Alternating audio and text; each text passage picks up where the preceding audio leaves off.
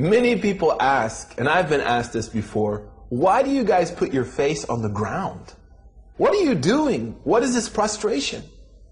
You know, this prostration, or sujood in the Arabic language, is not something new. If you look, for example, in the Christian New Testament, the book of Matthew, chapter 26, verse 39, you'll find Jesus described there as prostrating and beseeching his Lord for his bounties. In the Old Testament, we find the great prophets, such as Abraham and Moses and David, peace be upon all of them, described as prostrating and beseeching their Lord. What this shows us is that Islam is not a new message. Islam is not the invention of Muhammad, peace be upon him. But Islam is the message of all of the prophets. And the prophecy of Muhammad is the culmination of that prophetic message. It represents the zenith of the prophetic message to humanity. Now, what I would like you to do is try to imagine a way that you would show your submission to God. What would you do? What act would you exhibit if you wanted to show your submission to God? Is there any greater act than the act of prostration? I challenge you to prostrate to your Creator. Malcolm X, a famous convert to Islam, said the most difficult thing he had to do when he became a Muslim was to destroy the arrogance in his soul and prostrate to his Lord. And he said the reason that it was difficult was not because of his arrogance, but he knew that once he prostrated to his Lord, and he tasted the sweetness of that prostration and submission, he would never prostrate to anything else again.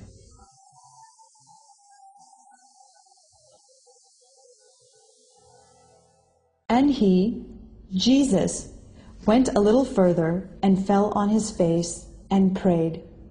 The Bible, Matthew 26:39.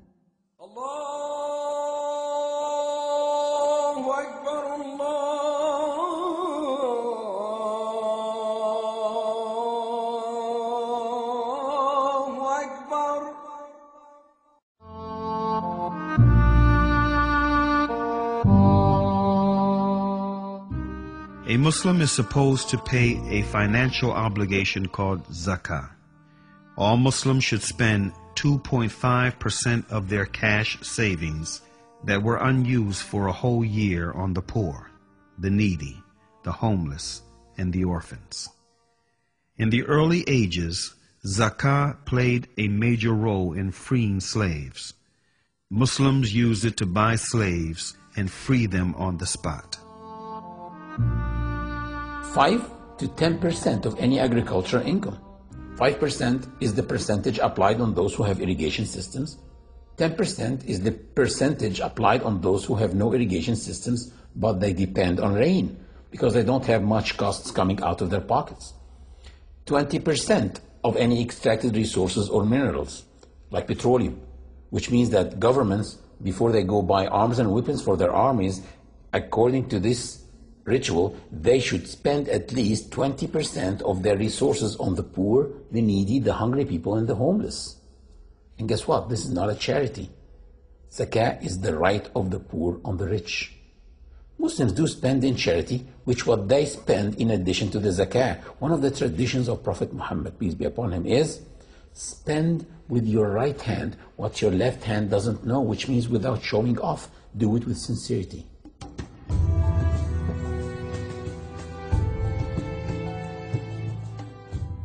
Muslims fast the month of Ramadan, which is the 9th month in the lunar calendar. In Ramadan, Muslims do not eat, drink, nor engage in any sexual activity from dawn till sunset. At dawn, one controls himself from approaching the lawful, eating, drinking, or any sexual activity with his wife. At sunset, he can practice any of that again, and this happens 30 times. At dawn, one controls himself. By sunset, he can practice any of that again. And next day, control. Practice, control, practice. Do you see what I'm doing? Looks like a workout. After 30 days, one becomes behind the wheel, driving this body, not his body driving him. He becomes in control of his stomach and his sexual organs. Fasting is a ritual of worship that enhances your patience and perseverance through the discipline.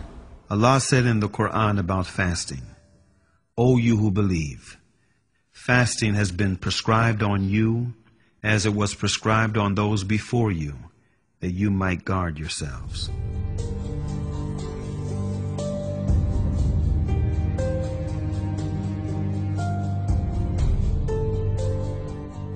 Hajj, or pilgrimage, is an obligation once in a lifetime only on those who are financially and physically able. It shows the universality of this religion. Last year, I did pilgrimage with 2.5 million Muslims. We were all moving together from one place to the other, eating together, worshiping together, praying together, and wearing the same simple clothes together. Anyone besides you can be a millionaire, an owner of a chain of restaurants in his country, or a very poor person. Nobody knows, simply because we are all the same. Hajj has changed the lives of so many people, like Malcolm X, who struggled for the rights of blacks in the United States and suffered from discrimination and racism, which in turn led him to have a negative perception of white people.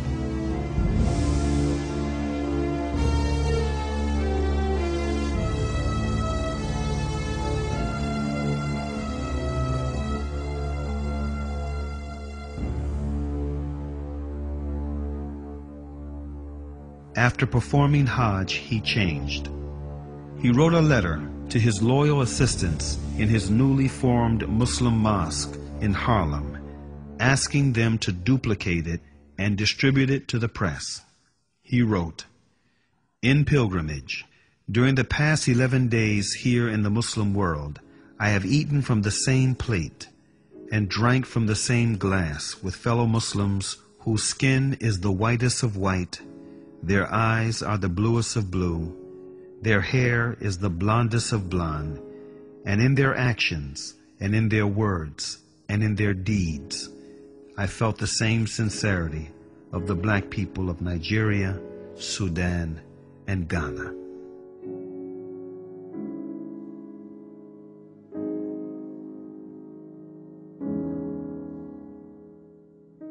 Peace, justice, and security can be attained only when man knows the purpose of his creation. That purpose is to turn to one's Creator, to turn to the one and only God, Allah.